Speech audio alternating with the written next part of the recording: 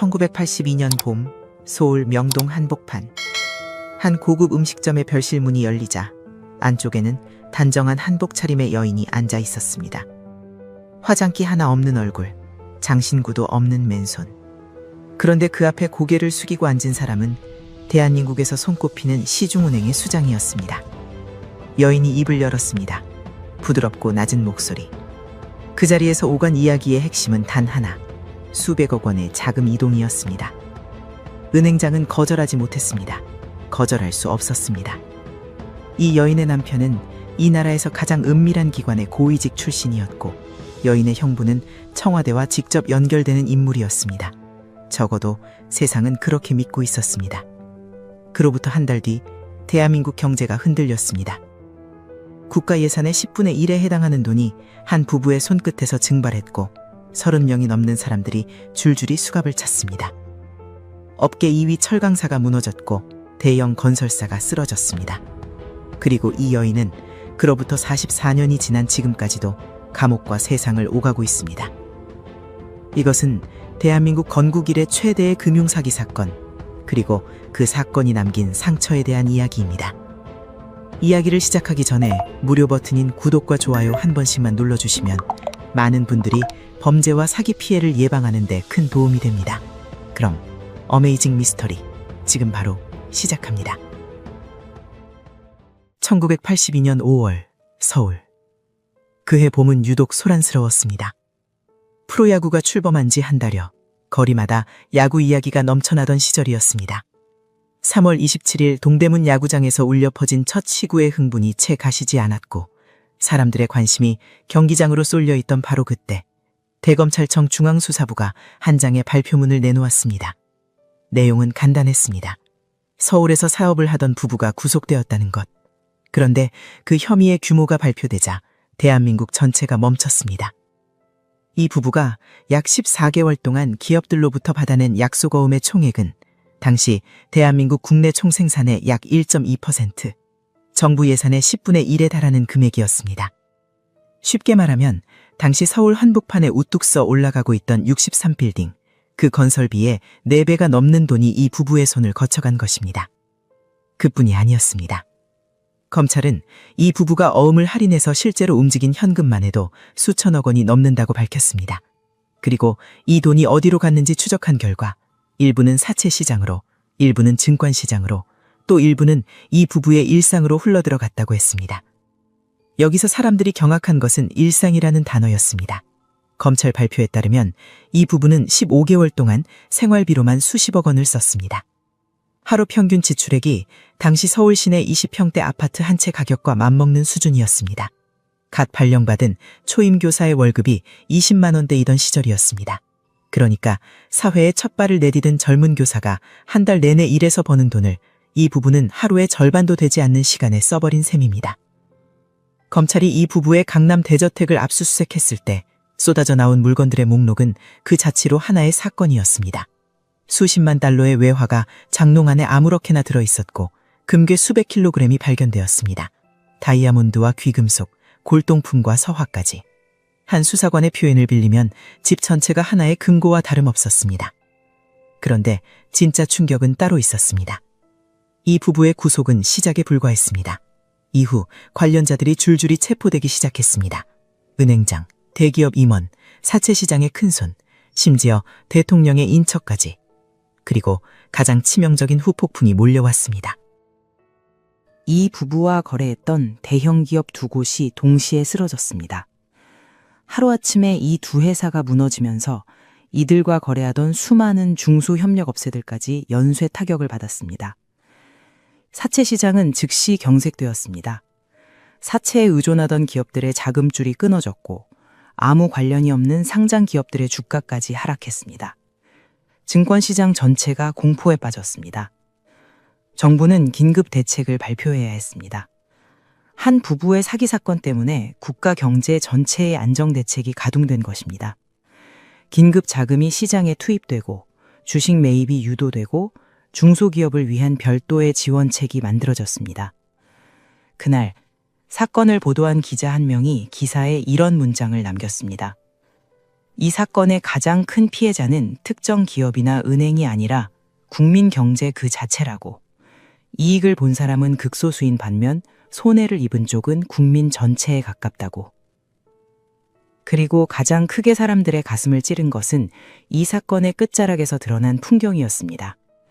수천억 원이 오간 이 거대한 사기의 꼭대기에는 권력과 금맥이 있었습니다.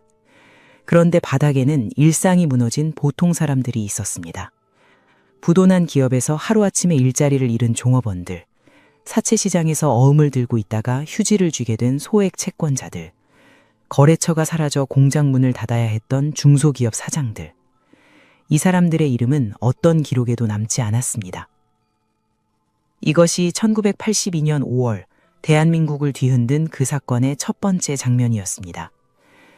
그런데 이 사건을 이해하려면 시간을 되돌려야 합니다. 불과 3달 전으로. 서울 시내 한 고급 클럽에서 열린 초호화 결혼식 이야기부터 1982년 12월 14일 발렌타인데이. 서울 장충동에 자리한 한 고급 사교 클럽. 그날 이곳에서는 한 쌍의 결혼식이 열리고 있었습니다. 신부의 나이 37, 신랑의 나이 58. 둘 사이의 나이 차이는 21살이었습니다. 신부에게는 3번째 결혼이었고 신랑에게는 호적상 첫 번째 결혼이었습니다. 겉으로 보면 조용한 재혼식이어야 했습니다. 그런데 그날 하객 명단은 전혀 조용하지 않았습니다. 현직 국회의원 10명 이상이 자리를 채웠습니다. 예비역 장성 여러 명이 나란히 앉았습니다. 그리고 사람들의 시선을 가장 크게 끈 것은 시중은행장 3명이 한꺼번에 참석했다는 사실이었습니다. 대한민국 금융계의 핵심 인물 3명이 한자리에 모이는 것은 정부 주최 공식 행사에서도 쉽지 않은 일이었습니다. 그런데 그 3명이 한 민간인 부부의 결혼식에 나란히 하객으로 앉아 있었던 것입니다. 주례는 대한민국 불교계 최고 원로급 스님이 맡았습니다. 이 결혼식의 비용이 얼마였는지 정확한 기록은 남아있지 않지만 당시 보도와 수사 기록을 종합하면 결혼 비용만 약 1억 원으로 추정됩니다. 같은 해 서울 시내 괜찮은 아파트 한 채를 1,000만 원 이하로 살 수 있던 시절이었습니다. 아파트 10채 값을 결혼식 하루에 쓴 셈입니다. 그러나 이 결혼식에서 진짜 중요한 것은 비용이 아니었습니다. 하객의 면면이었습니다. 국회의원, 장성, 은행장, 이 세 부류의 인물이 한자리에 모였다는 사실 자체가 당시 명동 사채시장의 큰손들에게는 하나의 메시지로 읽혔습니다. 이 부부는 정치권과 군부, 금융계 모두에 통하는 사람이라는 메시지. 누군가의 표현을 빌리면 그 하객 명단 자체가 하나의 신용보증서와 같았습니다. 신부, 장영자, 전라남도 목포의 유복한 집안에서 태어났습니다. 아버지는 지역 유지로 알려진 인물이었고 장영자는 어릴 적부터 성당에 다니며 가톨릭 문화 속에서 자랐습니다. 어린 시절 서울로 올라와 서울의 한 여자고등학교를 거쳐 명문여자대학교 교육학과를 졸업한 인텔리였습니다. 대학 시절에는 메이킨으로 뽑힐 만큼 뛰어난 외모의 소유자이기도 했습니다. 대학을 졸업하자마자 첫 결혼을 했습니다. 남편은 금속 관련 사업을 하는 사업가였습니다. 그러나 결혼 생활은 오래가지 못했습니다. 이혼 과정에서 장영자는 서울 시내 고급 주택을 포함한 상당한 위자료를 받았습니다. 얼마 지나지 않아 두 번째 결혼을 합니다. 상대 역시 사업가였습니다. 이 결혼 역시 오래가지 못했지만 이혼 시 받은 위자료는 첫 번째보다 훨씬 컸습니다. 당시 화폐 가치로 수억 원. 이 돈이 장영자가 금융계에 발을 들이는 종잣돈이 됩니다. 두 번의 결혼과 이혼을 거치며 장영자가 손에 쥔 것은 돈만이 아니었습니다. 상류사회의 작동 방식, 남성 권력자들의 심리, 그리고 돈이 사람을 움직이는 메커니즘에 대한 감각. 그것은 어떤 대학에서도 가르쳐주지 않는 종류의 교육이었습니다. 그리고 세 번째 남편, 이철이. 이 사람의 이력은 대한민국 현대사의 한 단면을 그대로 보여줍니다. 1923년 충청북도 청원군에서 태어나 육군 사관학교의 전신인 조선국방경비사관학교 2기 졸업생. 그 이전에는 일본 육군 정보학교에서 첩보기술을 배운 정보장교 출신이었습니다.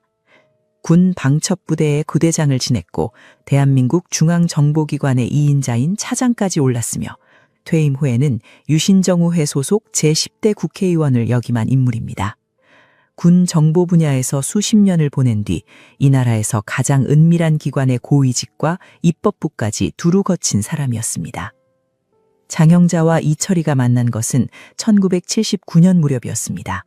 둘 다 불교 신자였고 서울 시내 한 작은 암자에 보살이 중매를 섰다고 알려져 있습니다. 당시 이철이는 57살, 은퇴한 정보기관 고위 인사이자 전직 국회의원. 그의 이름 석자가 가진 무게가 어느 정도였는지는 그가 어떤 자리에 나타나기만 하면 상대방의 태도가 달라졌다는 수많은 증언이 말해줍니다. 그런데 이 부부에게는 또 하나의 연결고리가 있었습니다. 장영자의 언니가 결혼한 상대, 즉 장영자의 형부는 당시 대한민국 최고 권력자의 부인 쪽 가족과 직접적인 혈연 관계에 있는 인물이었습니다. 구체적으로 말하면 당시 영부인의 친정아버지의 동생, 즉 영부인의 작은아버지에 해당하는 사람이었습니다. 이것이 의미하는 바는 명확했습니다.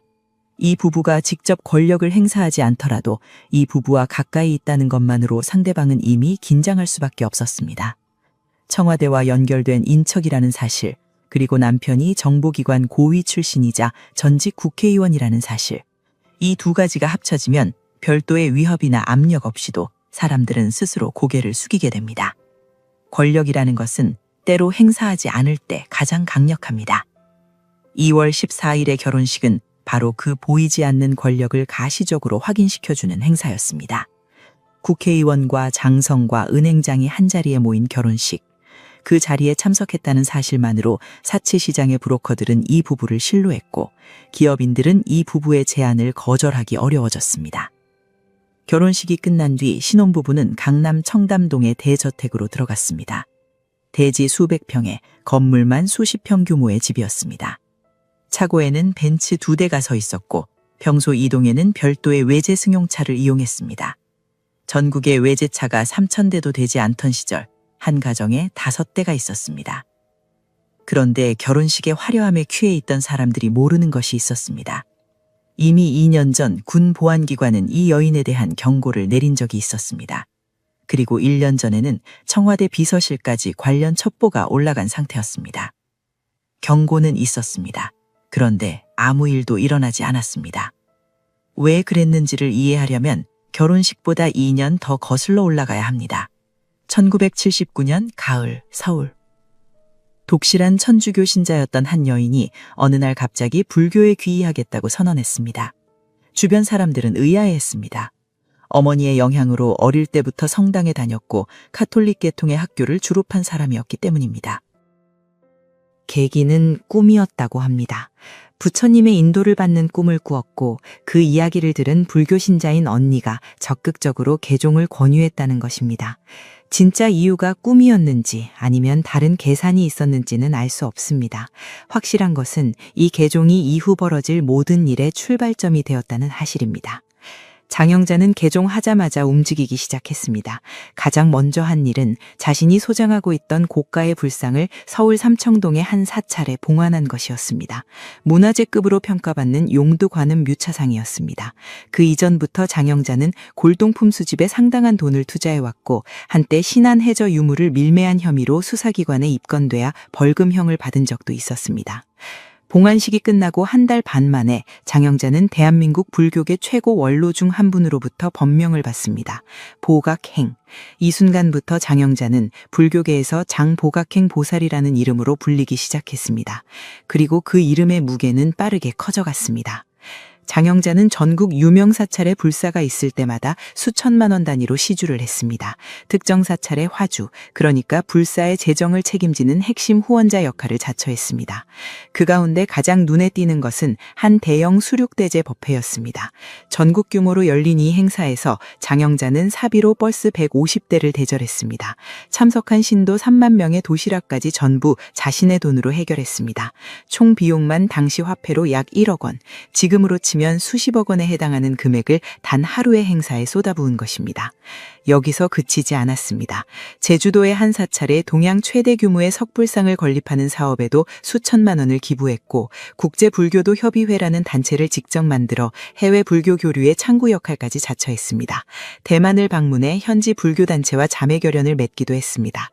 그리고 결정적으로 서울 북한산 자락의 한 사찰을 2억 6천만 원에 인수하여 이름을 바꾸고 주식회사 형태로 운영하기 시작했습니다.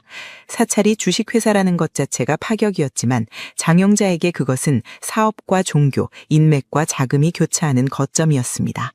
이 모든 활동의 결과로 장영자는 불교계 안에서 거물 신도로 자리 잡았습니다.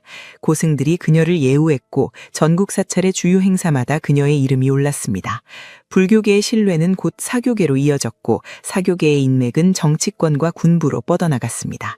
바로 이 경로를 통해 장영자는 군부대 불교 행사에 접근하기 시작합니다. 당시 군부대에서는 정기적으로 불교 법회가 열렸습니다. 장영자는 이 행사들에 빠짐없이 참석하며 매번 거액을 시주했습니다. 문제는 해당 부대의 지휘관들과 장영자 사이에 아무런 인연도 없었다는 점입니다. 아무 연고도 없는 민간인 여성이 군부대 불교 행사에 매번 나타나 거액을 뿌리고 다니는 상황. 당연히 누군가의 눈에 띄게 됩니다. 1980년 17월 국군 보안사령부 보안처장이던 한 육군 준장이 한 건의 첩보를 입수합니다. 내용은 이랬습니다. 정체불명의 중년 여성이 군부대 불교 행사에 빠짐없이 참석하며 거액을 뿌리고 다닌다. 해당 부대 지휘관들과 아무런 인연도 없다. 즉각 조사가 시작됐습니다. 결과는 의외였습니다. 여인의 이름은 장영자, 나이 36, 법명 보각행. 겉으로는 엄청난 재력가 행세를 하고 있었지만 실제로는 채권자들로부터 빚독촉을 받고 있는 상태였습니다. 돈이 없는 사람이 돈을 뿌리고 다니고 있었던 것입니다. 보안사는 각 부대에 즉시 경계 지시를 내렸습니다. 장영자를 조심하라. 이것이 군 내부에 하달된 첫 번째 경고였습니다. 그러는 경고의 효력은 군 울타리 안까지였습니다. 군 밖에서 장영자의 활동은 오히려 더 활발해지고 있었습니다. 1981년 장영자 부부에 대한 첩보가 한 단계 더 올라갑니다. 이번에는 청와대 대통령 비서실 산하의 민정수석 비서관실이었습니다. 당시 민정수석 비서관이 이 첩보를 국가안전기획부장에게 전달했습니다. 안기 부장은 처음에 별다른 반응을 보이지 않았다고 합니다. 별것 아니라고 판단한 것입니다. 이 판단은 결과적으로 거대한 실수가 됩니다. 안기 부장이 별것 아니다라고 넘긴 바로 그 시점에 장영자와 이철희 부부는 이미 기업들에 접근하여 어음을 받아내기 시작한 상태였기 때문입니다. 돌이켜보면 이 사건에는 경고가 부족하지 않았습니다. 보안사 준장의 첩보, 각 부대에 내려간 경계 지시, 청와대까지 올라간 보고, 경고의 양은 충분했습니다. 부족했던 것은 그 경고에 대한 반응이었습니다. 왜 반응하지 않았는가? 여러 해석이 있지만 가장 설득력 있는 것은 이것입니다. 장영자의 형부가 당시 최고 권력자의 인척이었다는 사실. 그 사실 하나가 모든 경고의 무게를 가볍게 만들어버렸습니다. 감히 건드릴 수 없는 사람의 가족. 그것이 장영자가 가진 가장 강력한 방패였고 동시에 대한민국 시스템이 가진 가장 치명적인 약점이었습니다. 경고는 있었습니다. 그러나 아무도 멈추지 않았습니다. 그리고 1981년 2월 본격적인 어흥 사기가 시작됩니다. 장영자가 자금난에 시달리는 기업들의 문을 두드리기 시작한 것은 바로 이 시점이었습니다. 그녀의 손에는 남편의 이력서와 형부의 이름이 들려 있었습니다. 그리고 입에서는 단 한마디가 나왔습니다. 특수자금이니 절대 비밀로 하십시오. 1981년 2월 서울 명동. 이 거리는 낮에는 쇼핑객들로 북적이었지만 뒷골목에는 전혀 다른 세계가 존재하고 있었습니다. 사채시장. 은행 문턱을 넘지 못하는 기업들이 높은 이자를 감수하고 돈을 빌리는 곳이었습니다. 그리고 그 돈을 빌려주는 사람들, 이른바 전주라 불리는 큰손들이 수백 명 단위로 움직이고 있었습니다. 장영자가 노린 것은 바로 이 시장이었습니다. 사기의 구조는 의외로 단순했습니다. 다만 그 규모가 상상을 초월했을 뿐입니다. 첫 단계, 장영자는 자금 압박에 시달리는 기업을 찾아갔습니다. 주로 해외 건설 수주를 하고 있어서 외형은 크지만 당장 현금이 부족한 건설사 또는 설비 투자에 돈이 묶여 운전 자금이 마른 제조업체가 대상이었습니다. 장영자가 이런 기업들을 골라낸 데에는 계산이 있었습니다. 해외 건설업체는 수억 달러 규모의 수주 실적이 있으니 정부가 쉽사리 부도 처리를 하지 못할 것이라는 판단, 즉 어음이 쉽게 부도나지 않을 기업을 고른 것입니다. 두 번째 단계. 기업을 찾아간 장영자는 남편 이철이의 이름을 꺼냈습니다. 전직 중앙정보부 차장이자 전직 국회의원. 이 한두 줄의 이력이 기업인들에게 미치는 효과는 절대적이었습니다. 거기에 더해 특수자금이니 절대 비밀로 하라는 말이 붙었습니다. 이 말을 들은 기업인들은 자연스럽게 이 돈이 어디에서 오는 것인지, 그 배후에 어떤 힘이 있는 것인지를 상상하게 됩니다. 장영자가 직접 협박하거나 위협한 기록은 남아있지 않습니다. 그럴 필요가 없었습니다. 상대방의 상상력이 장영자를 대신해 일해주었기 때문입니다. 세 번째 단계. 장영자는 기업에 현금을 빌려주었습니다. 시중은행보다 낮은 이자에 까다로운 서류 절차 없이. 자금난에 허덕이던 기업인들에게는 가뭄의 단비 같은 제안이었습니다. 다만 조건이 하나 있었습니다. 빌려준 현금의 2배에 해당하는 금액을 약소가움으로 발행해달라는 것이었습니다. 기업 입장에서 사채를 했을 때 실채무액의 2배까지 어음을 끊어주는 것은 당시 관행적으로 용인되던 덤이었습니다. 견질어음이라 불리는 것이었고 정상적인 거래라면 실제로 유통되지 않고 거래 종료 시 돌려받는 것이 원칙이었습니다. 그런데 네 번째 단계에서 모든 것이 달라집니다. 장영자는 이 견질어음을 돌려주지 않았습니다. 대신 명동 사채시장에 가져가 할인했습니다. 쉽게 말하면 만기가 남은 어음을 약간의 할인율을 적용해 현금으로 바꾼 것입니다. 대기업이 발행한 약속어음이었으니 사채시장에서의 신뢰도는 높았습니다. 이렇게 현금화한 돈을 장영자는 다시 다른 기업에 빌려주고 또다시 2배의 어음을 받아냈습니다. 그리고 그 어음을 또 할인하고 또 빌려주고 또 어음을 받고. 이 과정이 반복될수록 어음의 총액은 눈덩이처럼 불어났습니다. 처음에 빌려준 종잣돈은 비교적 소액이었지만 회전이 거듭될수록 장영자가 손에 쥔 어음의 규모는 기하급수적으로 커져갔습니다. 본질적으로 이것은 폰지 사기와 동일한 구조였습니다. 새로운 투자자의 돈으로 기존 투자자에게 수익을 돌려주는 방식. 다만 장영자의 경우 투자자 대신 기업이, 현금 대신 어음이 그 역할을 했을 뿐입니다. 문제는 어음의 배수가 점점 올라갔다는 것입니다. 처음에는 빌려준 돈의 2배였던 어음이 거래가 지속되면서 3배, 4배로 늘어났습니다. 그리고 한 건설사의 경우에는 실제 빌린 돈 대비 9배에 달하는 어음을 발행하게 됩니다. 이 건설사가 장영자로부터 실제로 빌린 현금은 약 142억 원이었습니다. 그런데 이 회사가 장영자에게 발행한 어음의 총액은 1279억 원, 빌린 돈의 9배에 달하는 어음을 끊어준 것입니다. 더 놀라운 점은 이 건설사 외에도 일부 기업은 현금을 단 한 푼도 받지 않은 채 어음만 끊어주는 경우까지 있었다는 사실입니다. 상식적으로는 도저히 이해할 수 없는 거래였고 바로 이 부분이 사건의 배후에 더 큰 힘이 있었을 것이라는 의혹을 낳았습니다. 상식적으로 납득이 되지 않는 숫자입니다. 어떤 기업이 빌린 돈의 9배나 되는 어음을 자발적으로 발행하겠습니까? 당시에도 그리고 이후 재판 과정에서도 이 부분에 대한 의문은 끊이지 않았습니다. 배후에 더 큰 힘이 있었던 것은 아닌지, 어음 초과 발행분이 다른 용도로 사용된 것은 아닌지, 이 의문에 대한 명확한 답은 아직까지 나오지 않았습니다. 한편 장영자가 사채시장을 움직이기 위해 사용한 또 다른 수법이 있었습니다. 예금 유치 커미션입니다. 장영자는 사채시장의 전조들에게 이렇게 제안했습니다. 내가 지정하는 은행에 돈을 예금해주면 예금액의 일정 비율을 수수료로 돌려주겠다고. 1,000만 원을 예금하면 50만 원의 커미션. 수사 기록에 따르면 이 방식으로 동원된 전주만 수천 명에 달했고 이들을 통해 은행에 유입된 자금은 수천억 원 규모였습니다. 이 예금이 은행에 쌓이면 은행 입장에서 장영자는 자동으로 최고급 고객이 됩니다. 매일 수십억 원씩 예금을 넣어주는 고객을 은행이 거절할 이유가 없었습니다. 은행장이 직접 인사를 하러 찾아가는 것이 당연한 상황이 되었습니다.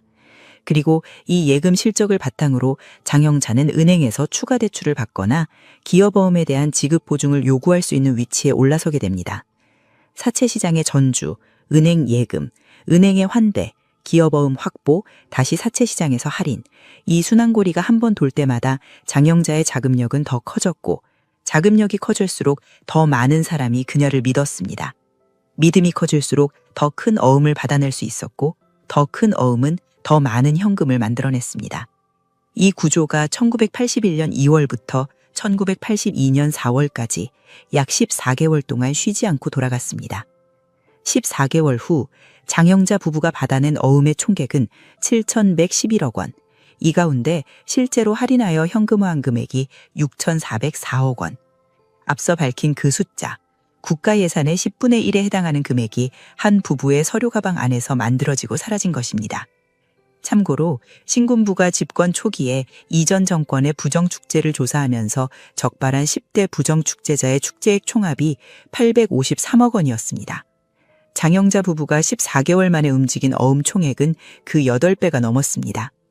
종잣돈에서 시작해 돌고 도는 어음의 회전력만으로 수천억 원을 만들어낸 것. 무에서 유를 창조한 것처럼 보이는 이 과정의 본질은 결국 누군가가 그 대가를 치러야 한다는 것이었습니다. 어음은 만기가 돌아오면 결제를 해야 합니다. 결제를 할 현금이 없으면 부도가 납니다. 그리고 부도가 나면 그 어음을 들고 있던 모든 사람이 피해자가 됩니다. 1982년 4월, 명동 사채 시장에 소문 하나가 돌기 시작합니다. 특정 건설사와 제강사의 어음이 위험하다는 소문. 돌고 돌던 어음의 팝이 드디어 흔들리기 시작한 것입니다. 장영자와 이철희 부부의 사기가 절정에 달해 있던 1981년 하반기부터 1982년 초까지 이 기간 동안 부부가 어떤 삶을 살았는지를 보여주는 기록이 남아 있습니다. 검찰이 구속 후 발표한 생활실태 보고서입니다. 이 보고서의 내용은 당시 대한민국 국민들에게 단순한 분노를 넘어서는 충격을 안겨주었습니다. 분노라기보다는 경악에 가까웠다고 하는 편이 정확할 것입니다. 왜냐하면 이 부부가 보여준 삶의 방식은 같은 시대를 살아가는 사람들이 상상할 수 있는 범위를 완전히 벗어나 있었기 때문입니다. 먼저 돈 이야기부터 하겠습니다. 검찰 발표에 따르면 장영자와 이철희 부부는 약 15개월 동안 생활비 명목으로 당시 화폐 기준 약 49억 원을 지출했습니다. 하루 평균으로 나누면 약 1,089만 원. 이 숫자만으로는 감이 잘 오지 않을 수 있습니다. 당시 상황과 비교해 보겠습니다. 1982년 서울 시내 20평대 아파트의 매매가가 1,000만 원이 채 되지 않았습니다. 이 부부의 하루 생활비가 아파트 한 채 값이었다는 뜻입니다. 초임교사의 월급이 20만 원대였으니 이 부부가 하루에 쓴 돈은 사회초년생 교사 한 명이 4년을 꼬박 일해야 모을 수 있는 금액이었습니다. 한국노총 소속 일반 노동자의 월급도 비슷한 수준이었으므로 공장에서 하루 10시간씩 일하는 노동자가 평생을 모아도 이 부부의 한 달 생활비에 미치지 못했습니다. 오늘날 물가로 환산하면 어떨까요? 소비자 물가지수를 적용하면 이 부부의 15개월 생활비는 현재 가치로 약 2천억 원에 해당합니다. 하루로 나누면 약 4,500만 원. 매일 빠짐없이 주말도 공휴일도 없이 4,500만 원을 쓴 것입니다. 그런데 정말 놀라운 것은 따로 있었습니다. 이 막대한 생활비가 전체 횡령 금액의 1%도 되지 않았다는 사실입니다. 부부가 움직인 총 어음 규모가 7천억 원이 넘었으니 49억 원의 생활비는 전체의 0.7%도 안 되는 금액이었습니다. 그리고 이 49억 원 중에서도 부부 자신만의 순수한 호화 생활비는 약 7억 원 정도였다고 검찰은 밝혔습니다. 나머지는 친인척과 지인들에게 생활비나 주택 구입비 명목으로 건넨 돈이었습니다. 그러니까 이 부부는 전체 사기 금액의 0.1%도 안 되는 돈으로 대한민국에서 가장 화려한 삶을 누리고 있었던 것입니다. 나머지 99.9%는 사채시장 운영비, 커미션, 증권 투자 손실, 그리고 사기 구조의 유지비로 소진되었습니다. 이제 그 삶의 구체적인 모습을 보겠습니다. 부부가 살던 곳은 서울 강남구 청담동이었습니다. 대지 220평, 건물 79평 규모의 대저택. 지금이야 강남에 수백 평 저택이 드물지 않지만 1980년대 초반 강남은 아직 개발 초기 단계였고 이 정도 규모의 개인주택은 극소수에 불과했습니다. 차고에는 외제차가 있었습니다. 그것도 5대. 이 숫자의 의미를 이해하려면 당시 상황을 알아야 합니다. 1980년대 초 대한민국에서 등록된 외제 승용차의 총 대수가 3,000대 미만이었습니다. 전국에 3,000대도 안 되는 외제차 가운데 5대가 한 가정의 차고에 서 있었던 것입니다. 벤츠 2대는 부부가 각각 한 대씩 소유했고 주로 은행장급 인사를 만나러 갈 때 사용했습니다. 일상적인 이동에는 별도의 외제 승용차를 탔습니다. 해외여행도 빠질 수 없습니다. 1980년대 초반 일반 국민의 해외 출국은 사실상 자유롭지 못했습니다. 해외여행 자율화가 이루어지는 것은 1989년의 일이었으니 이 시점에서 7년이나 더 지나야 했습니다. 여권을 만드는 것 자체가 까다로운 절차를 거쳐야 하는 시절이었습니다. 그런 시절에 장영자와 이철희 부부는 수행원 4-5명을 대동하고 6차례의 호화 해외여행을 다녀왔습니다. 검찰이 부부의 자택을 압수수색했을 때 발견된 물품 목록도 세간의 화제가 되었습니다. 미화 수십만 달러의 현금이 장롱 안에 아무렇게나 들어있었습니다. 포장도 하지 않은 상태로 마치 쓸모없는 종이처럼 방치되어 있었다고 합니다. 금괴 360kg이 발견되었는데 당시 시가로 약 43억 원에 해당하는 양이었습니다. 다이아몬드, 귀금속, 서화, 골동품까지 합하면 수십억 원 어치가 쏟아져 나왔습니다. 이 모든 것이 공개되었을 때 대한민국 국민들이 느낀 감정은 단순한 분노가 아니었습니다. 같은 하늘 아래, 같은 시대를 살면서 이렇게까지 다른 세상에 존재할 수 있다는 것에 대한 충격이었습니다. 당시 한 기자가 쓴 기사의 한 구절이 이 감정을 압축합니다. 이 사건의 가장 큰 피해자는 특정 기업이나 은행이 아니라 국민 경제 그 자체이며 이익을 본 사람은 극소수인 반면 손해를 입은 쪽은 국민 전체에 가깝다고. 그러나 부부의 호화로운 일상에는 이미 균열이 생기고 있었습니다. 1982년에 접어들면서 어음의 회전 속도가 이전만큼 원활하지 않았습니다. 증권시장에 투입한 자금에서 상당한 손실이 발생했고 그 손실을 메우기 위해 더 많은 어음을 할인해야 했습니다. 할인할 어음이 많아지면 사채 시장에서의 신뢰도가 흔들리고 신뢰도가 흔들리면 할인율이 올라가고 할인율이 올라가면 손에 쥐는 현금이 줄어듭니다. 외제차 5대와 금괴 360kg의 세계는 그러나 영원할 수 없었습니다. 어음의 회전이 느려지고 증권 손실이 쌓이고 할인율이 올라가는 악순환이 본격화되기 시작한 것이 1982년 봄이었습니다. 화려함의 이면에서 탑이 흔들리기 시작한 것입니다. 1982년 4월 말 명동. 사채 시장에는 고유한 생태계가 있었습니다. 은행의 문턱을 넘지 못하는 기업들, 높은 이자를 감수하더라도 당장의 현금이 필요한 사람들, 그리고 그 사이에서 어음을 사고 팔며 수익을 챙기는 전주와 브로커들. 이 세계에서 가장 중요한 통화는 돈이 아니라 정보였습니다. 누구의 어음이 안전하고 누구의 어음이 위험한지 그 판단 하나가 수십억 원의 이익과 손실을 갈랐습니다. 4월 말 이 시장에 하나의 소문이 퍼지기 시작합니다. 한 대형 건설사의 어음 결제가 늦어지고 있다는 이야기. 처음에는 귓속말 수준이었습니다. 해외 건설 수주를 많이 하고 있는 회사니까 일시적인 자금 경색일 것이라고, 곧 정상화될 것이라고. 그러나 며칠이 지나도 결제가 이루어지지 않았고 소문은 귓속말에서 공공연한 화제로 바뀌었습니다. 그리고 이 소문에는 항상 한 이름이 따라붙었습니다. 대화산업. 장영자와 이철희 부부가 운영하던 회사의 이름이었습니다. 소문이 사실로 굳어지기 시작한 것은 건설사 측이 직접 움직이면서부터였습니다. 1982년 4월, 해당 건설사가 대한민국 검찰청에 한 통의 진정서를 제출합니다. 내용은 명확했습니다. 장영자에게 어음 사기를 당했다는 것. 빌린 돈에 기에 터무니없이 많은 어음을 발행해 주었는데 그 어음이 약속과 달리 사채 시장에서 유통되고 있으며 이대로 가면 회사가 부도를 면할 수 없다는 호소였습니다. 검찰이 이 진정서를 받고 내사에 착수하자 예상치 못한 결과가 나왔습니다. 장영자에게 어음을 발행해 준 기업이 이 건설사 하나가 아니었던 것입니다. 제강사, 주택건설사, 금속화공업체, 식품회사까지 여러 업종에 걸쳐 다수의 기업이 동일한 구조에 걸려 있었습니다.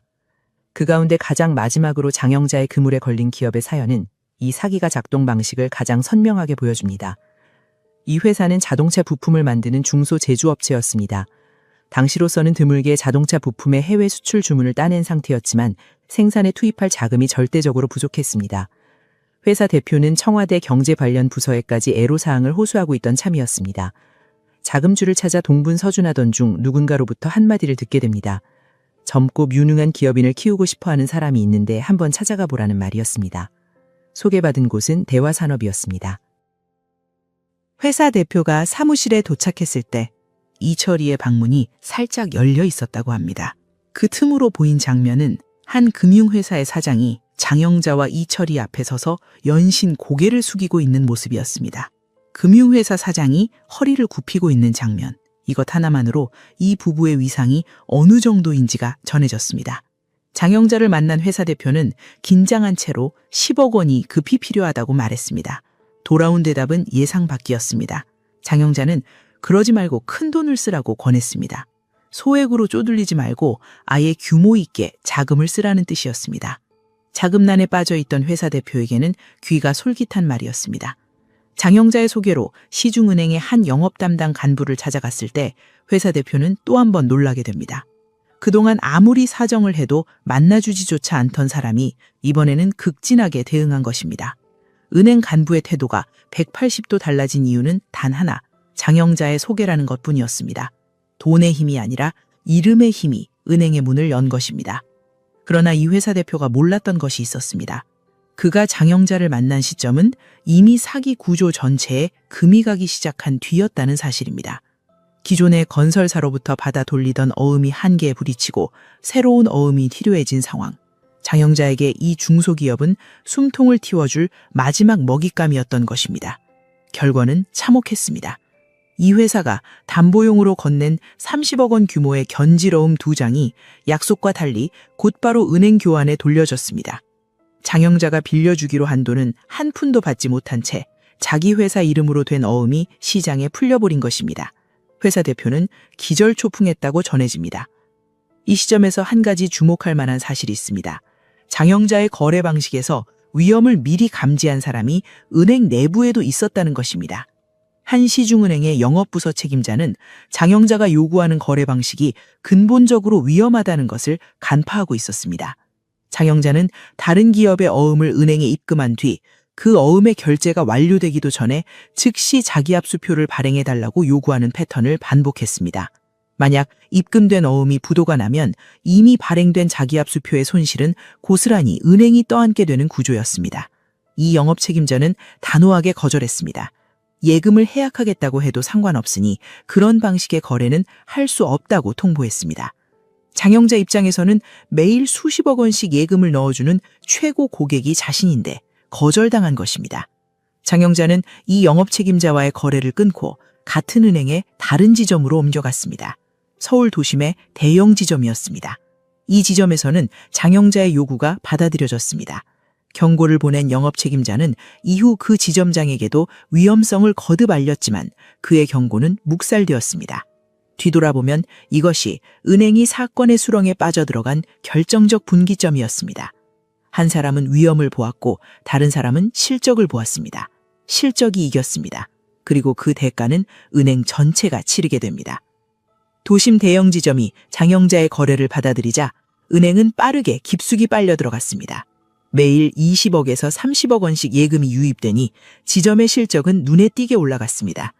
지점장은 은행장에게 보고했고 은행장은 이 거액 예금 고객에게 감사 인사를 하러 가야 할 상황이 되었습니다. 은행장이 민간인 고객을 직접 찾아가는 것, 은행의 위기에서 이것은 예외적인 일이었습니다. 그러나 4월에 접어들면서 상황이 달라지기 시작합니다. 결제가 하루 이틀씩 늦어지고 연체가 쌓이기 시작한 것입니다. 은행장은 뒤늦게 김새를 알아차리고 이철이의 자택까지 담보로 확보하는 조치를 취했지만 시간이 이미 모자랐습니다. 1982년 4월 하순 대검찰청이 대화산업회장 이철이와 장영자 부부의 거액 기업어음 불법 유통 혐의를 공식적으로 인지합니다. 건설사의 진정서를 시작으로 내사를 통해 사건의 윤곽이 드러난 것입니다. 이 소식이 사채시장에 전해지자 소문은 순식간에 공포로 바뀌었습니다. 장영자와 관련된 어음을 들고 있는 사람들이 일제히 현금화를 시도했고 사채시장 전체가 경색되었습니다. 장영자와 직접 거래한 적이 없는 기업들까지도 사채 시장의 위축으로 자금줄이 끊기기 시작했습니다. 증권시장에서는 아무 관련이 없는 상장 기업의 주가까지 하락했습니다. 한 부부의 어음 사기가 대한민국 금융시장 전체를 흔들기 시작한 것입니다. 그리고 5월 초 검찰이 움직입니다. 1982년 5월 4일 외국환 관리법 위반 혐의로 장영자와 이철희 부부가 구속되었습니다. 자택에서 발견된 대량의 외화에 대한 혐의였습니다. 그러나 이것은 시작에 불과했습니다. 외환 혐의는 부부를 신속하게 구속하기 위한 첫 번째 칼날이었을 뿐 본 수사의 대상인 어음 사기 혐의는 이제부터 본격적으로 파헤쳐질 참이었습니다. 부부가 구속된 직후 사채 시장의 한 브로커가 남긴 것으로 전해지는 말이 있습니다. 장영자가 잡히면 명동이 망한다고. 한 개인이 잡혔다는 소식에 시장 전체가 흔들린다는 것, 그것 자체가 이 사건의 규모를 말해주고 있었습니다. 부부의 구속은 끝이 아니라 시작이었습니다. 그 뒤에 벌어진 일은 대한민국 경제사에서 유례를 찾기 어려운 연쇄 충격파였습니다. 1982년 5월 초 장영자와 이철희 부부의 구속이 공식 발표된 직후 검찰청 앞에는 취재진이 몰려들었고 신문 일면은 이 사건으로 도배되었습니다. 그러나 국민들이 정말 충격을 받은 것은 부부의 구속 자체가 아니었습니다. 그 뒤를 이어 쏟아져 나온 연쇄 구속의 명단이었습니다. 5월 중순 검찰은 추가 구속 영장을 청구합니다. 이번에는 부부의 주변 인물들이었습니다. 가장 먼저 이름이 불린 것은 장영자의 형부였습니다. 당시 한 공기업의 사장직에 있던 인물, 그리고 이 사람이 중요한 이유는 당시 대통령 부인의 숙부에 해당하는 인척이었기 때문입니다. 대통령의 인척이 구속된다는 것은 전례가 없는 일이었습니다. 검찰 발표에 따르면 장영자의 형부는 이철희 부부로부터 수억 원을 받은 혐의가 있었습니다. 형부 본인은 이후 재판 과정에서 왜 구속되었는지 이해할 수 없다는 취지의 진술을 한 것으로 알려져 있습니다. 동서 사이에 돈을 주고받은 것이 무슨 큰 죄냐는 항변이었습니다. 그러나 검찰은 이 돈이 단순한 가족 간 지원이 아니라 사기 행위의 대가성이 있다고 판단했습니다. 형부의 구속은 사건의 성격을 단순한 금융사기에서 권력형 비리로 확장시키는 결정적 계기가 되었습니다. 대통령의 인척까지 연루되었다는 사실은 이 사건의 배후에 청와대가 있는 것 아니냐는 의혹을 폭발시켰습니다. 그 다음으로 수갑이 채워진 사람들은 은행장들이었습니다. 대한민국에서 가장 오래된 역사를 가진 시중은행의 수장, 그리고 또 다른 대형 은행의 수장, 2명의 은행장이 같은 사건으로 구속되었습니다. 한 명은 업무상 배임 및 금품 수수 혐의, 다른 한 명은 부실 기업에 대한 부당 지급 보증 혐의였습니다. 은행의 최고 경영자가 범죄 혐의로 구속되는 것 자체가 금융계에 전례 없는 충격이었는데 그것이 동시에 2명이었습니다. 여기에 건설사와 제강사의 임원들, 사채시장의 브로커들, 부부의 사업 관련자들까지 줄줄이 체포되면서 최종 구속자 수는 30명을 넘어섰습니다. 장영자의 첫 번째 남편까지 관련 혐의로 이름이 올랐습니다. 32명의 연쇄 구속. 이것은 단순히 한 사건의 관련자가 많다는 의미를 넘어서는 것이었습니다. 정치권의 인척, 금융계의 수장, 재계의 임원, 지하경제의 큰손, 대한민국 사회의 거의 모든 층위에 걸친 인물들이 하나의 사건으로 묶여 법정에 서게 된 것입니다. 그리고 구속자 명단 바깥에서도 줄줄이 옷을 벗는 사람들이 나왔습니다. 장영자에게 소액의 금품을 받았던 경찰관 8명이 면직 처분을 받았습니다. 이들이 받은 돈은 당시 초임 교사 월급의 약 2배 수준이었습니다. 수천억 원이 오간 사건에서 말단 공무원은 그 정도 금액에 직업을 잃은 것입니다. 거대한 사기의 꼭대기에는 권력과 금맥이 있었고 바닥에는 푼돈에 무너진 공무원이 있었습니다. 부부의 인척이자 공기업 사장이었던 형부는 사표가 수리되었습니다. 가장 직접적인 타격을 받은 것은 기업들이었습니다. 장영자가 어음을 발행받은 기업 가운데 2곳이 동시에 쓰러졌습니다. 업계 2위의 제강사와 도급순위 8위에 올라있던 건설사. 제강사는 부도 처리되었고 건설사는 법정 관리에 들어갔습니다. 제강사는 포항의 국영철강사에 이어 대한민국에서 2번째로 큰 철강 회사였고 건설사는 도급순이 페리에 올라있던 대형 업체로 중동건설 붐을 타고 종업원 1,300명을 거느리고 있었습니다. 이 두 회사와 거래하고 있던 은행과 금융기관의 총 손실만 1,356억 원, 제강사 관련 손실이 974억 원, 건설사 관련 손실이 382억 원이었습니다. 그런데 문제는 이 두 회사에서 끝나지 않았습니다. 장영자와 거래한 기업은 이 두 곳 외에도 금속 가공업체, 주택 건설사, 식품회사 등 총 6곳에 달했습니다. 정부는 이 가운데 2곳만 부도 처리하고 나머지 4곳은 주거래은행이 긴급 지원하여 부도를 막는 방침을 세웠습니다. 한꺼번에 6곳이 모두 쓰러지면 금융시장 전체가 감당할 수 없는 상황이 올 수 있다는 판단이었습니다. 정부는 곧바로 긴급 금융안정 대책을 발표해야 했습니다. 단기 금융시장에 500억 원 규모의 긴급 자금을 투입하고 증권사와 보험사의 주식 적극 매입을 유도했으며 중소기업 자금난 해소를 위해 2천억 원 규모의 별도 지원책을 마련했습니다. 한 부부의 어음 사기 때문에 국가 차원의 경제위기 대응 매뉴얼이 가동된 것입니다. 사건의 파장은 경제를 넘어 정치로까지 번졌습니다. 대통령의 인척이 연루되었다는 사실은 이미 정통성 논란에 시달리고 있던 정권의 치명적인 타격이었습니다. 집권 과정의 정당성 문제에 더해 인척 비리까지 드러나면서 정권의 도덕적 기반 자체가 흔들렸다는 평가가 나왔습니다. 이 사건을 둘러싸고 당시 정권 내부에서 세력 간 다툼이 있었다는 분석도 존재합니다. 단순한 어음 사기 사건을 실제보다 부풀려서 정치 쟁점으로 만든 것이 아니냐는 해석입니다. 이 관점에 따르면 정권 핵심부의 한 세력이 대통령 인척 세력의 기세를 꺾기 위해 이 사건을 활용했다는 것입니다. 이 해석의 진위 여부는 지금까지도 명확히 밝혀지지 않았습니다.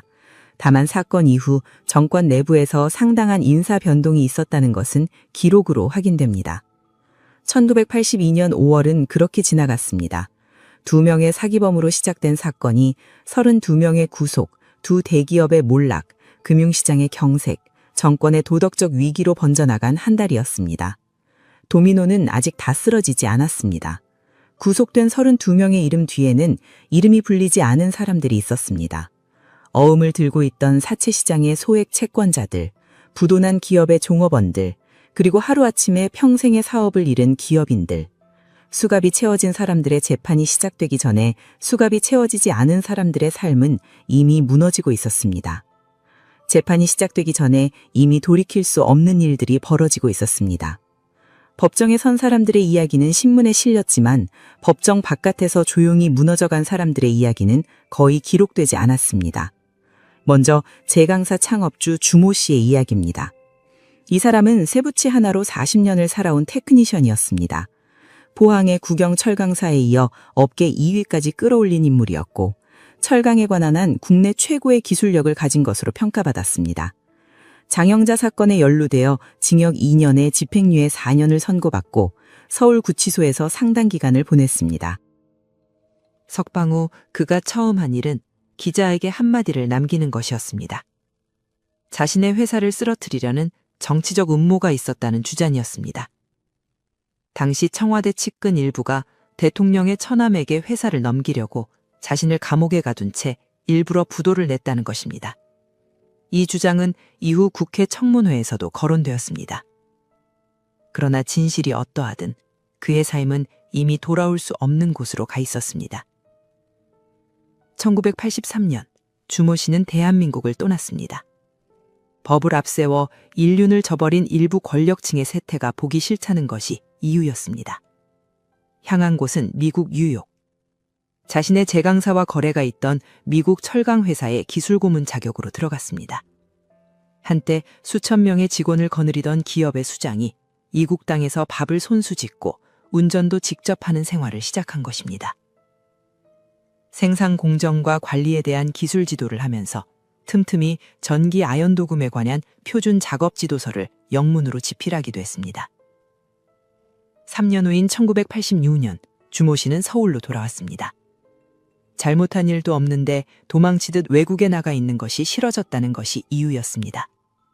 그런데 돌아온 서울에는 그가 살던 집이 없었습니다. 후암동의 자택은 이미 공매 처분되어 헐값에 팔려나간 뒤였습니다. 두 차례 전셋집을 옮겨 다닌 끝에 서울 방배동에 있는 아들의 집에 정착했습니다. 이후 주모 씨는 기업 경영과 완전히 거리를 두었습니다. 대신 동양고전에 빠져들었습니다. 사서삼경을 통해 주자학을 연구하기 시작했고 이틀의 하루는 종친회에 나가 학문 모임에 참여했습니다. 학회 간행물에 글을 기고하고 중국의 학술대회에 참석해 국제공동연구의 길도 열었습니다. 칠순이 되던 해 가족들이 개인용 컴퓨터를 선물했습니다. 70세의 나이로 컴퓨터를 배우기가 쉽지는 않았지만 기술자답게 숙달하여 주자학에 관한 글을 정리하는 데 사용하기 시작했습니다. 사건 후 9년이 지난 1991년 한 신문과의 인터뷰에서 주모 씨는 이렇게 말했습니다. 개인적으로 이제 아무 욕심도 없습니다. 누굴 미워하지도 않습니다. 세부치 40년의 인생을 하루아침에 잃은 사람이 도달한 자리가 욕심도 미움도 없는 곳이었습니다. 그런데 사건의 상처는 완전히 아물지 않았습니다. 주모 씨의 사위인 배모 씨에게 벌어진 일이 그것을 보여줍니다. 배모 씨는 장인을 도와 제강사 경영에 참여했던 사람인데 사건 당시 사장직에 재임한 기간이 단 20일이었습니다. 배모 씨는 금융기관 부실거래자 명단에 올랐습니다. 이후 대기업에 재취직했지만 은혜리 그의 급여를 차압하는 사태가 벌어졌습니다. 장인인 주모 씨가 직접 은행 관계자를 찾아가 전문 경영인을 부실거래자로 묶은 전례가 없다며 시정을 요청했지만 받아들여지지 않았습니다. 다음은 건설사 회장 변모 씨의 이야기입니다. 경북 안동 출신, 1970년대 말 1980년대 초중 중동 건설붐을 타고 사세를 급속히 키운 인물이었습니다.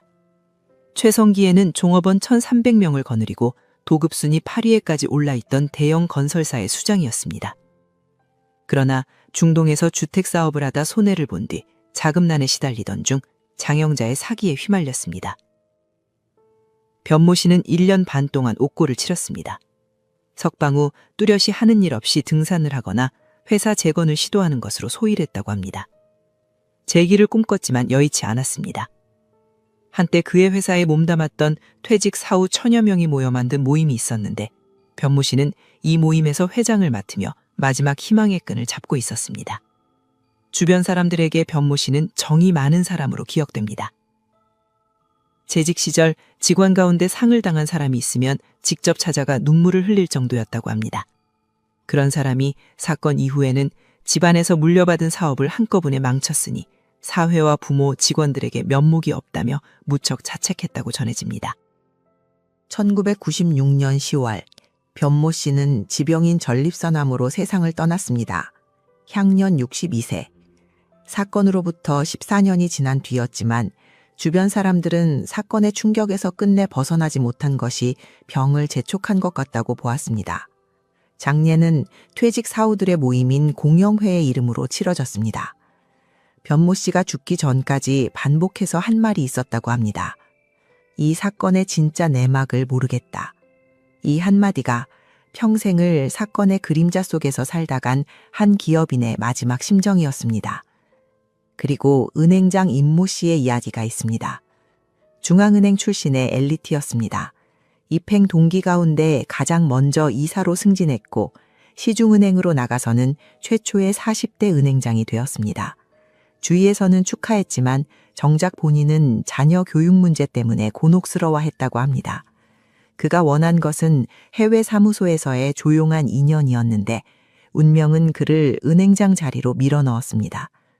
장영자 사건이 터지면서 임모 씨는 업무상 배임 및 거액 수뢰 혐의로 구속됩니다. 그러나 수뢰 혐의의 실상은 이러했습니다.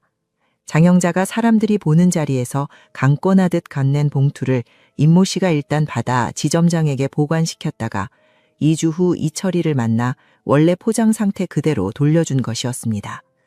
취조 과정에서 임모 씨는 자신의 결백을 입증하려고 이 이야기를 꺼냈는데 검찰은 오히려 이것을 뇌물을 받았다가 나중에 겁이 나서 돌려준 것으로 해석했습니다. 1심에서 5년형, 2심에서 3년형을 선고받았습니다. 그러나 대법원은 하급심 판결이 모두 잘못되었다며 사건을 돌려보냈고 최종 재심에서 수뢰 부분은 무죄가 확정되었습니다. 업무상 배임 부분만 1년 6개월이 남았는데 이미 복역 기간이 다 지난 뒤였습니다. 명예는 회복되었지만 이미 모든 것을 잃고 난 후였습니다. 임모 씨에게 남은 것은 엄동설한 안양교도소 독방에서 얻은 동상이었습니다. 이후 한여름에도 양말을 신고 잠을 자야 했습니다. 그러나 육체의 고통보다 더 깊었던 것은 정신적 상처였습니다. 수십 년이 지난 뒤에도 잘못된 보도가 반복되었고 한 방송사의 드라마에서는 사실과 다른 내용이 그대로 방영되어 분통을 터뜨렸지만 고소는 참았다고 합니다. 그나마 위로가 된 것은 사람들이었습니다. 후임 은행량이 위로차 찾아와 퇴직금과 함께 부점장들이 정성을 모았다며 봉투를 건넨 일, 은행 거래업체 사장들까지 금일봉을 걷어보낸 일, 이미 은행에서 쫓겨난 사람에게 왜 돈을 걷어주었을까를 생각하면 진실이 보일 것이라고 임모 씨는 훗날 회고했습니다. 돈을 받지 않고도 감옥에 간 유일한 은행장이라는 자조적인 한마디가 그의 삶을 압축합니다. 한편 또 다른 은행장 공모 씨는 다른 방식으로 기억되었습니다. 공모 씨는 재판 과정에서 부하 직원들을 철저하게 비호했습니다. 모든 잘못은 자신에게 있다고 진술하며 직원들에게 불똥이 튀는 것을 막았습니다. 이 때문에 의리 있는 은행장이라는 칭송을 받았고 업무상 배임 부분은 최종적으로 무죄가 확정되었습니다. 무너진 기업들의 이후도 기록으로 남아 있습니다. 법정 관리에 들어간 건설사는 이듬해인 1983년 11월 다른 대형 건설그룹에 인수되었습니다. 부도 처리된 제강사 역시 다른 철강 기업에 넘어갔습니다. 회사의 이름은 바뀌었지만 공장의 불은 꺼지지 않았습니다. 다만 원래 그 회사를 세운 사람들의 이름은 더 이상 어디에도 남지 않았습니다. 구속된 32명에 대한 재판이 본격적으로 시작되고 있었습니다. 법정에서는 이 사건의 최종 심판이 내려질 참이었습니다. 1982년 서울 법원. 재판은 병합심리로 진행되었습니다. 장영자와 이철희 부부, 장영자의 형부, 은행장 2명, 건설사와 제강사 임원들, 사채시장 관계자들까지 서로 다른 위치에서 서로 다른 역할을 했던 사람들이 모두 한 법정에 모여 하루 종일 재판을 받는 이례적인 형태였습니다.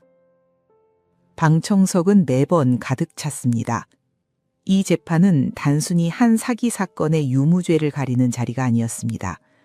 5공화국 출범 이후 최대의 권력형 비리 사건이라는 딱지가 붙어 있었고 국민들은 이 재판을 통해 권력과 돈의 관계가 어디까지 닿아 있었는지를 확인하고 싶어 했습니다.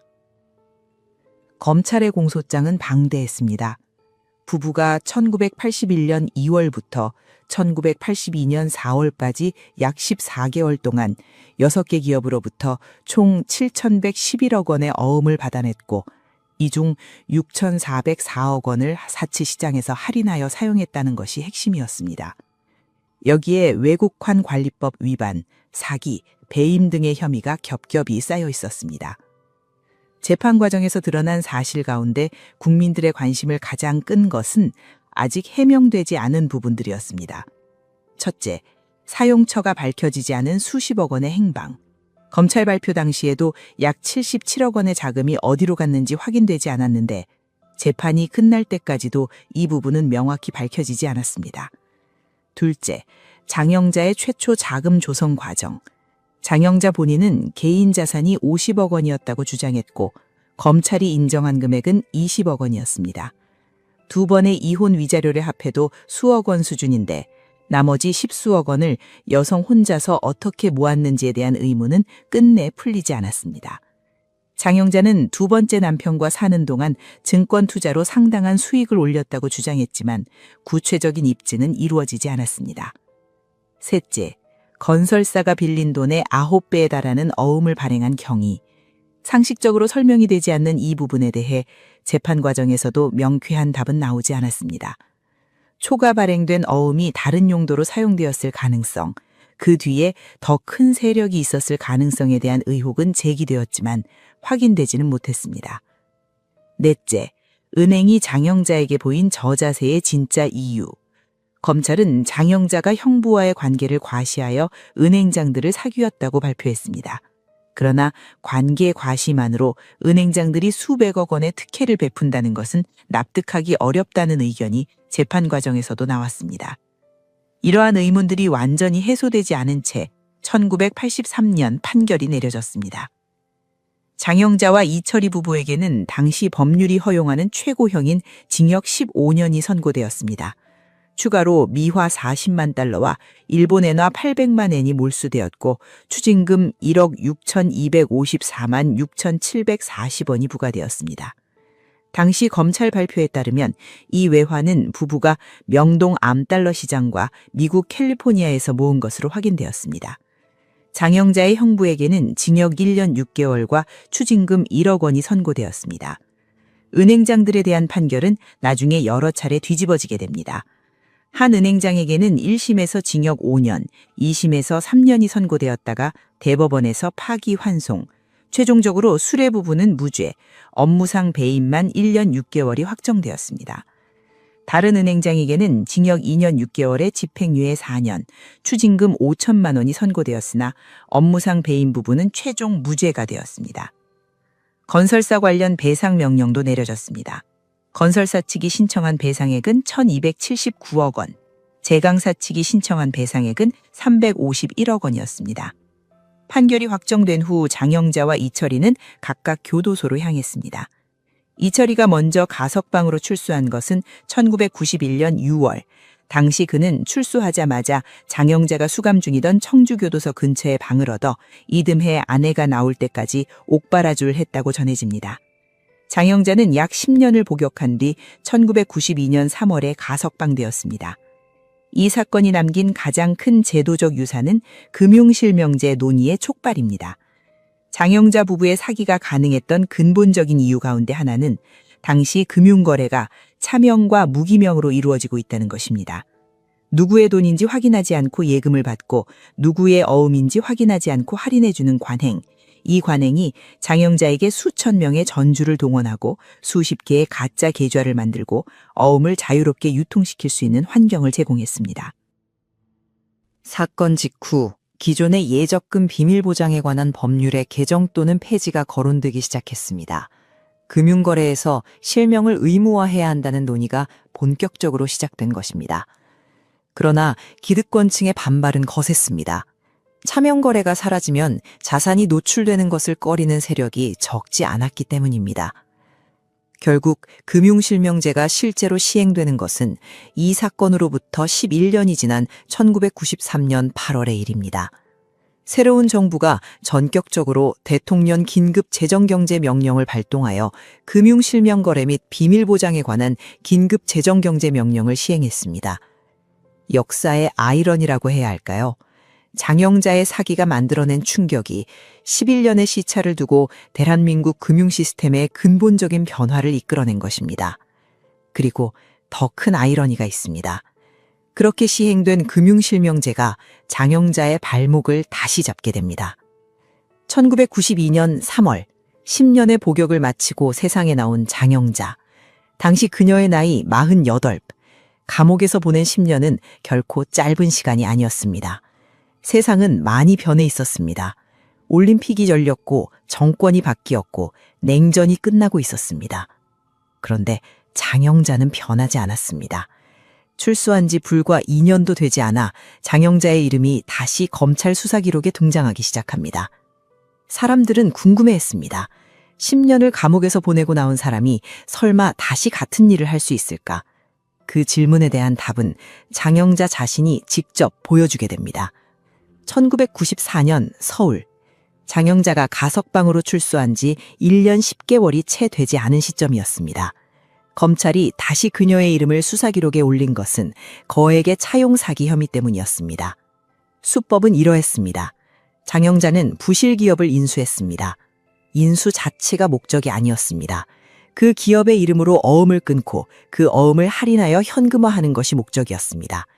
빌려준 돈에 비해 과도한 어음을 받아내고 그 어음을 사채 시장에서 돌리는 방식, 1982년의 수법과 본질적으로 동일했습니다. 규모만 달라졌을 뿐 패턴은 정확히 같았습니다. 이번에는 사채업자를 속여 수십억 원의 예금을 불법 인출하고 변칙 어음 거래로 금융기관에서 수십억 원을 추가로 가로채는 수법까지 더해졌습니다. 총 피해 규모만 140억 원. 그리고 이번 사건에서 특히 주목받은 것은 1993년에 시행된 금융실명제와의 충돌이었습니다. 장영자는 다른 사람의 명의를 빌리거나 본인 몰래 타인의 이름을 사용해 금융거래를 했습니다. 실명제 위반이 명백했습니다. 아이러니하게도 장영자의 1982년 사기가 촉발한 금융실명제가 12년 후 장영자 자신의 재범을 증명하는 도구가 된 것입니다. 법원은 장영자에게 징역 4년을 선고했습니다. 그런데 이것만이 아니었습니다. 1982년 사건으로 선고받은 15년형 가운데 가석방 이후 남아있던 자녀 형기 약 5년이 되살아났습니다. 새 형기와 합산하면 약 9년. 장영자는 다시 감옥으로 들어갔습니다. 이것이 두 번째 수감이었습니다. 1998년 광복절 특별 사면으로 출소합니다. 이번에는 약 4년 만이었습니다. 세상은 또 변해 있었습니다. 외환위기가 대한민국을 강타한 뒤였고 기업들이 줄줄이 쓰러지고 실업자가 거리에 넘쳐나던 시절이었습니다. 그런데 장영자에게 경제위기는 위기가 아니었습니다. 기회였습니다. 적어도 그녀의 머릿속에서는 그랬습니다. 2000년 장영자는 다시 사기 혐의로 검찰의 조사를 받게 됩니다. 이번 수법은 이전과는 결이 달랐습니다. 국권화폐, 더 이상 유통되지 않는 옛 지폐를 이용한 사기였습니다. 장영자는 대량의 국권을 보유하고 있다며 이를 교환해주겠다는 명목으로 거액의 투자금을 모았습니다. 보도에 따라 피해 규모는 약 190억 원에서 220억 원까지 추정되었습니다. 국권화폐 교환이라는 것 자체가 허구였습니다. 존재하지 않는 국권으로 존재하지 않는 이익을 약속한 것입니다. 이 사건에는 장영자의 아들까지 연루되었습니다. 아들은 장영자와 함께 구속되었다가 이후 풀려났지만 가족을 끌어들인 사실 자체가 사기의 반경이 혈연까지 확장되었음을 보여주었습니다. 한편 이 아들은 2002년 음주 뺑소니 사망사고를 일으켜 해외로 도피했다가 체포되었고 이후 2009년 사망하는 비극적 결말을 맞이합니다. 장영자의 사기가 남긴 상처가 본인만의 것이 아니었음을 보여주는 대목입니다. 2001년 가석방이 취소되고 장영자는 다시 교도소로 들어갑니다. 세 번째 수감. 2006년 항소심에서 징역 10년이 선고되었고 대부분에서 확정되었습니다. 여기에 앞선 가석방 당시의 자녀 형기까지 더해져 장영자는 오랜 복역 끝에 2015년 1월에야 만기 출소합니다. 이때 그녀의 나이는 70세가 넘어 있었습니다. 1982년 첫 구속 이후 33년이 흐른 시점이었습니다. 이 33년 가운데 자유롭게 지낸 시간보다 감옥에 있었던 시간이 더 길었습니다. 대부분의 사람들은 이쯤 되면 멈출 것이라고 생각했습니다. 나이도 나이이고 이미 여러 차례 실형을 산 전과가 있으니 설마 또 같은 일을 하겠느냐고. 그러나 장영자는 그 설마를 현실로 만들었습니다. 2017년 7월 서울 서초구의 한 호텔 VIP룸. 장영자는 농산물 업체 대표를 만나 고구마, 감자, 양파 등 농산물 납품 계약을 체결했습니다. 이 자리에서 장영자가 선급금 명목으로 건넨 것은 액면가 154억 2천만 원짜리 수표였습니다. 거액의 선급금을 먼저 내밀었으니 상대방은 장영자를 신뢰했습니다. 그런데 이 수표는 위조된 것이었습니다. 이 사건으로 2018년 장영자는 네 번째로 구속됩니다. 1심에서 징역 4년이 선고되었고 2022년 1월 출소했습니다. 출소 당시 나이 77, 30년 이상을 교도소 안팎을 오간 여인이 77의 나이로 세상에 나온 것입니다. 그런데 이 위조수표 사건에는 후속편이 있었습니다. 장영자가 2017년에 사용한 것과 동일한 액면 금액의 위조수표를 다른 거래에도 사용한 사실이 추가로 밝혀진 것입니다. 이 추가 혐의에 대해 2025년 1월 항소심에서 징역 1년이 선고되었고 같은 해 3월 대법원에서 확정되었습니다. 이것이 장영자의 5번째 실형이자 5번째 수감이 되었습니다. 역대 수감 기간을 모두 합산하면 총 34년에 달하는 복역 기간이었습니다. 그리고 가장 최근의 판결은 2026년 1월에 내려졌습니다. 2022년 가을 경북 경주에서 한 지인을 통해 만난 피해자에게 비영리 종교 사업을 위해 사찰을 공동 인수하자며 접근한 뒤 매매 대금 명목으로 약 1억 원을 편취한 혐의. 서울중앙지법은 2026년 1월 14일 장영자에게 징역 10개월을 선고했습니다. 재판부는 누범 기간 중에 또다시 사기 범행을 저질렀다고 양형 이유를 밝혔습니다. 이 판결이 확정되면 장영자의 생애 6번째 수감이 됩니다. 이때 그녀의 나이 82. 82살의 여인, 5번의 감옥, 그리고 6번째 감옥의 문이 열리기를 기다리고 있는 82살의 여인. 이 숫자를 시간으로 환산하면 1982년 첫 구속부터 가장 최근의 판결까지 44년이 넘습니다. 이 44년 동안 장영자가 자유인으로 살았던 시간은 전체의 절반이 되지 않습니다. 매번 수법은 조금씩 달라졌습니다. 어음 사기에서 차용 사기로, 국권 화폐 사기로, 위조 수표로, 그리고 사찰 인수 사기로. 시대가 바뀌면 도구도 바뀌었습니다. 그러나 그 안에 관통하는 하나의 패턴은 변하지 않았습니다. 상대의 욕심을 자극하고 실제로는 존재하지 않는 신용을 만들어내며 차명과 문서를 활용하여 돈을 움직인다. 1982년에도, 1994년에도, 2000년에도, 2020년대에도 이 공식은 동일했습니다. 규모가 줄어든 것은 장영자가 약해지기 때문이 아니었습니다.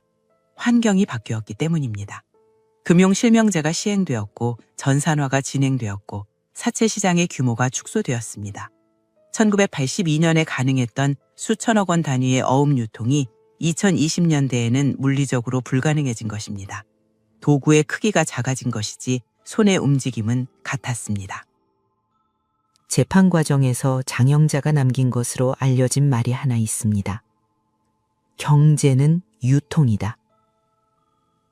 이 한마디에 대해 여러 해석이 있습니다. 어떤 사람은 이것을 사기꾼의 궤변이라고 했고, 어떤 사람은 자본주의의 가장 기본적인 원리를 한 문장으로 압축한 것이라고 했습니다. 분명한 것은 장영자 자신은 자신의 행위를 단순한 사기가 아니라 일종의 경제 활동으로 인식하고 있었다는 점입니다. 구속 직전까지도 장영자는 자신이 피해자이며 권력투쟁의 희생자라고 주장했다고 알려져 있습니다. 7천억 원으로 시작해 1억 원으로 끝나는 사기 인생. 규모는 1000배 넘게 줄었지만 결과는 같았습니다. 감옥이었습니다. 한 가지 더 짚어야 할 것이 있습니다. 장영자의 사기가 반복될 수 있었던 데에는 매번 속아 넘어가는 사람이 있었다는 전제가 깔려 있습니다. 1982년의 은행장도, 1994년의 사채업자도, 2000년의 국권 투자자도, 2017년의 농산물업체 대표도, 2022년의 사찰 매수자도 하나같이 장영자의 말을 믿었습니다. 왜 믿었을까? 장영자가 내미는 것은 항상 같았습니다. 보통 사람이 접근할 수 없는 특별한 통로가 있다는 암시. 이 기회는 아무에게나 주어지지 않는다는 속삭임. 그리고 그것을 믿고 싶어하는 상대방의 욕망. 장영자가 사기를 멈추지 못한 것이 아니라 세상이 장영자를 멈추지 못한 것일 수도 있습니다. 사기꾼은 혼자서는 사기를 칠 수 없습니다. 믿어주는 사람이 있어야 합니다. 그리고 그 믿음의 뿌리에는 항상 욕심이 있습니다.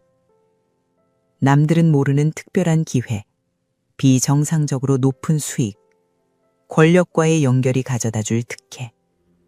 그것을 믿고 싶은 마음이 사라지지 않는 한 장영자는 언제든 다시 나타날 수 있었습니다. 2026년 현재 장영자의 나이 82. 1982년 첫 구속 이후 44년이 흘렀습니다. 그 44년 가운데 자유롭게 살았던 시간보다 교도소 안에서 보낸 시간이 더 깁니다. 5번의 실형이 확정되었고 6번째 실형이 눈앞에 놓여 있습니다. 7천억 원으로 시작해 1억 원으로 끝나는 궤적. 그 궤적이 말해주는 것은 한 사람의 집요함만이 아닙니다. 시대가 바뀌고 제도가 바뀌고 금융 시스템이 바뀌어도 사람의 욕망만은 바뀌지 않는다는 것. 그리고 그 욕망이 있는 곳에는 반드시 그것을 이용하는 사람이 나타난다는 것.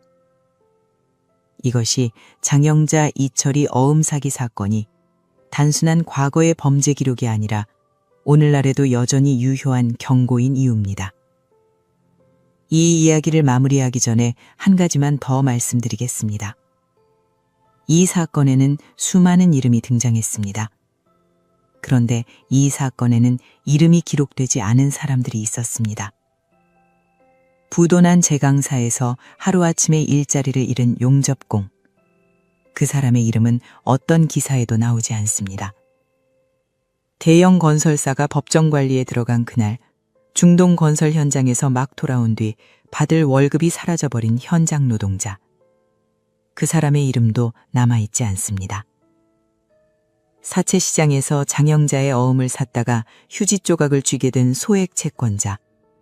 평생 모은 돈 수백만 원을 날린 작은 가게 주인. 거래처가 부도나면서 납품 대금을 받지 못해 공장문을 닫아야 했던 경기도 외곽의 중소기업 사장. 남편이 실직한 뒤 새벽 시장에 나가 좌판을 깔아야 했던 아내. 이 사람들의 이름은 수사 기록에도 재판 조서에도 신문 기사에도 없습니다. 7천억 원이라는 숫자의 무게는 그 돈이 어디에서 왔는지를 생각할 때 비로소 느껴집니다. 그 돈은 하늘에서 떨어진 것이 아닙니다. 기업이 은행에서 빌린 돈이고, 은행이 국민에게서 받은 예금이고, 사채시장의 전주가 어딘가에서 끌어온 자금이고, 결국 누군가의 땀과 시간이 응축된 것입니다. 그 땀과 시간의 주인들 대부분은 자기 돈이 장영자의 손을 거쳐가고 있다는 사실조차 몰랐습니다. 대기업이 쓰러지면 뉴스가 됩니다.